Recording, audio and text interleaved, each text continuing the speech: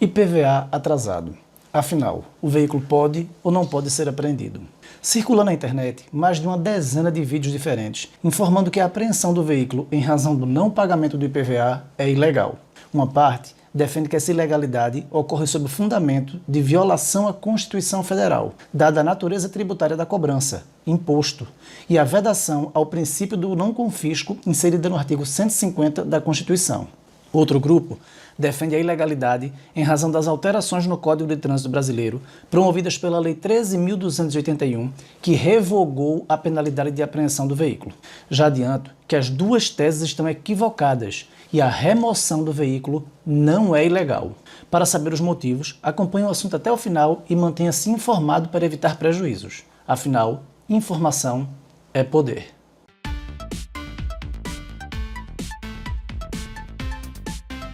IPVA atrasado. O que andam dizendo? Em alguns vídeos, os apresentadores chegam a esbravejar, gritando que a apreensão do veículo em razão do não pagamento do IPVA é ilegal. Em outros, tem até simulação de matéria jornalística, com citação de suposto julgamento pelo STF, como argumento para convencer a audiência sobre essa tal ilegalidade. Nos dois exemplos citados, o fundamento é o mesmo. Os estados não podem apreender bens como meio de coerção, ou seja, para forçar o contribuinte ou o dono do veículo a pagar o imposto vencido. Esse argumento, aparentemente legal, tem um defeito técnico de interpretação e aplicação ao caso concreto, que mais adiante explicarei de forma detalhada. Já o segundo fundamento, ligado à revogação do artigo 262 do CTB, que previa a apreensão do veículo, também apresenta um erro técnico de interpretação quanto à consequência prática da atual redação do artigo 230 do Código de Trânsito Brasileiro. É evidente que o afastamento da regra de apreensão do veículo em razão do não pagamento do IPVA iria trazer um alívio para quem está com dificuldades para pagar o imposto em dia. O que não sabemos é a consequência disso a longo prazo. Contudo, o mérito da questão não é esse. O objeto do nosso estudo é se o ato de remoção do veículo é ou não ilegal. Nessa perspectiva, é importante termos em mente que o conceito de ilegal pode ser diferente do conceito de justo. Ilegal é toda e qualquer conduta que viola uma lei existente. Nesse sentido, ao alegar que a apreensão do veículo representa um confisco, ou seja, a apreensão do bem do contribuinte como meio para forçá-lo a pagar o IPVA, traz uma aparente razão ao argumento. De igual modo, ao afirmar que a revogação do artigo 262 do CTB, exatamente aquele que previa a apreensão do veículo, eliminou a hipótese de retenção e remoção do bem para o pátio do Detran ou depósito conveniado, também é equivocada. Evidentemente, essas conclusões têm apenas aparência de verdade. E para afastar quaisquer dúvidas e evitar que você caia em armadilhas, vou explicar adiante, de forma clara e direta, os motivos pelos quais não existe ilegalidade do Estado nesses casos. A remoção do veículo configura confisco? Antes de nos aprofundarmos no mérito dessa questão, vamos ver um pequeno trecho do vídeo que cita suposto julgamento do STF como fundamento para a proibição da remoção do veículo por falta de licenciamento. O Supremo Tribunal Federal decidiu que agora os veículos não poderão mais ser apreendidos se estiverem com IPVA ou com multas em atraso. O Supremo Tribunal Federal julgou inconstitucional a decisão adotada pelos estados de apreender bens para forçar o contribuinte a pagar os impostos. A decisão atinge em cheio a prática adotada pelo Detran, que recolhe veículos nas ruas para forçar os proprietários a pagar o IPVA e as multas atrasadas. Ainda, segundo o ministro Marco Aurélio Mello, é inconstitucional qualquer ato que implique forçar o cidadão ao recolhimento do imposto. Agora, os motoristas poderão andar pelas ruas sem ter o carro apreendido, mesmo com o IPVA e as multas atrasados. Fomos às ruas para saber o que eles estão achando dessa nova mudança. Eu acho que é bom para o motorista, né? Se ele não demorar também, né?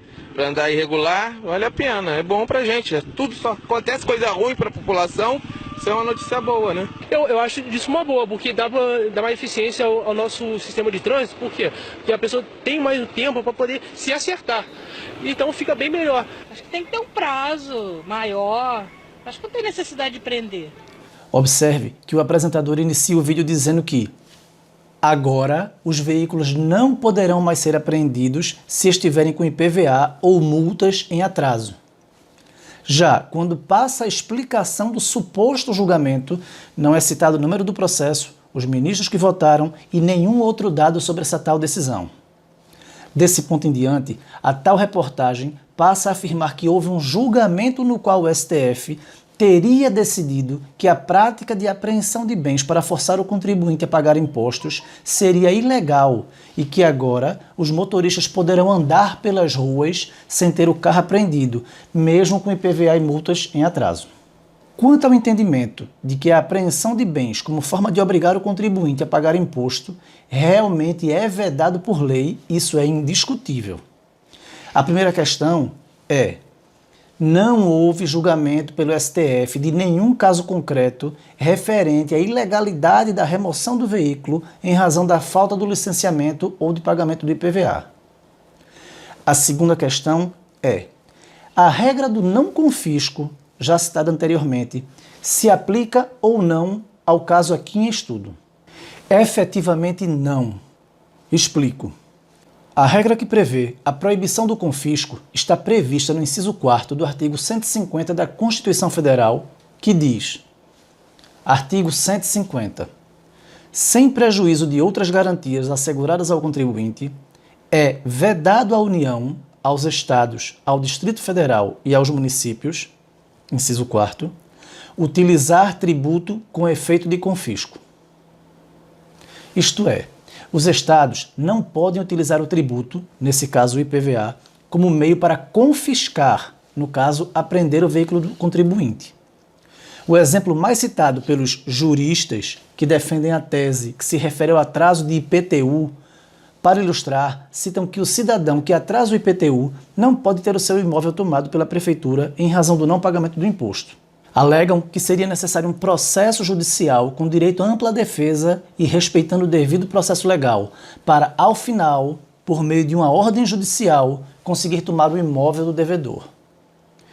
Por isso, é bom não faltar às aulas de hermenêutica jurídica. Quem foi aluno de direito sabe do que estou falando. Para quem não estudou direito, vou esclarecer. O exemplo citado sobre o imóvel é verdadeiro, porém, não se aplica ao caso concreto, pois o veículo não é retido e removido ao depósito do Detran em razão do não pagamento do IPVA. Como se pode ver da leitura do artigo 230 do Código de Trânsito Brasileiro, Lei 9.530 de 97, a remoção do veículo ocorre em virtude de o seu proprietário estar conduzindo o veículo sem que ele esteja devidamente licenciado. Código de Trânsito Brasileiro, artigo 230. Conduzir o veículo. Inciso 5º. Que não esteja registrado e devidamente licenciado. Penalidade. Multa. Medida administrativa. Remoção do veículo. Observe que a lei é clara e tem duas condicionantes que devem estar presentes no mesmo ato. Quais sejam: conduzir o veículo, mais sem estar devidamente licenciado, igual remoção. Desse modo, se você estiver com seu veículo atrasado, sem o pagamento do IPVA, ou seja, sem o licenciamento anual em dia, você não pode conduzir o veículo em via pública, sob pena de remoção. Ou seja, se o veículo estiver na sua garagem, ou mesmo parado, estacionado na frente da sua casa ou em outro local qualquer, não irá ocorrer a retenção e remoção do bem.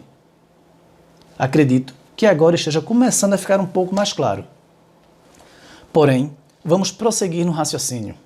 Para que o exemplo do imóvel fosse equivalente à remoção do veículo em razão do não pagamento do tributo, seria necessário que a autoridade policial realizasse o ato de remoção mesmo com o veículo parado na sua garagem ou estacionado na rua, o que não ocorre. A medida administrativa de remoção somente é aplicada quando o veículo é flagrado sendo conduzido em via pública sem que esteja devidamente licenciado.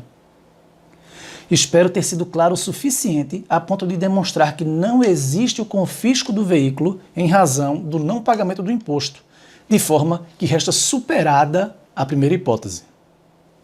Na prática, após a revogação da regra de apreensão, como fica?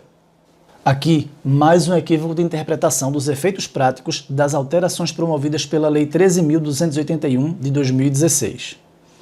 Conforme já registrado anteriormente, o artigo 262 do CTB foi revogado. Vejamos a redação do referido artigo. Código de Trânsito Brasileiro. Artigo 262. O veículo apreendido em decorrência de penalidade aplicada será recolhido ao depósito e nele permanecerá sob a custódia e responsabilidade do órgão ou entidade apreendedora, com ônus para o seu proprietário, pelo prazo de até 30 dias, conforme critério a ser estabelecido pelo CONTRAN. Revogado pela Lei 13.281 de 2016. No entanto, vamos voltar à redação do artigo 230, também do CTB. Artigo 230. Conduzir o veículo, inciso 5º, que não esteja registrado e devidamente licenciado. Penalidade: multa e apreensão do veículo. Medida administrativa: remoção do veículo. Pois bem, mesmo se considerarmos a revogação da penalidade de multa, resta a medida administrativa a ser aplicada pelo agente de trânsito, que importa na remoção do veículo. É evidente que para o cidadão comum nada mudou. Houve, de fato, uma alteração no texto da lei. Todavia, essa alteração tem natureza exclusivamente relacionada à legística. Para quem não é do ramo, devo esclarecer que a palavra é essa mesma, legística, que significa técnica de elaboração legislativa. Ou seja, são as regras gerais de como as leis devem ser redigidas para evitar conflitos com outras leis, bem como minimizar erros de interpretação pelo judiciário. Nesse caso, a revogação da expressão apreensão se deu em razão da aplicação da técnica de legística em virtude de fatos que não convém explicar nesse momento, pois não são alvos do nosso estudo. O que importa para o cidadão comum é saber se o seu veículo vai ser removido para o depósito do Detran ou não. E, nesse caso, como visto, a remoção permaneceu válida e se trata de penalidade administrativa que deve ser aplicada pelo próprio agente de trânsito no ato de constatação da irregularidade, ou seja, conduzir o veículo, mas não estar licenciado.